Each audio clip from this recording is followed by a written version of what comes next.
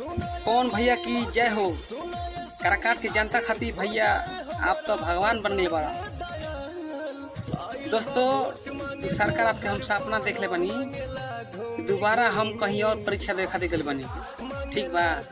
ओकरा में सवाल आई रहे काराकाट को दुनिया में फेमस करने वाला व्यक्ति कौन है। आंसर में लिखा था मैंने पवन सिंह। हम काराकाट के जनता लोग से बार बार यही कहम, सवाल कैसे कैसे कहाँ पे किस मोड़ पे घुमा के आएगा उसका उत्तर पवन भैया ही आएंगे, ठीक है। इसीलिए कहता हूँ सवाल को दिमाग में बैठा लो। काराकाट को कभी भी सवाल आ सकता है और उसका उत्तर है पवन भैया। इसीलिए कहता हूँ भैया वीडियो शेयर करो, पवन भैया की जय जयकार करो। जय हो।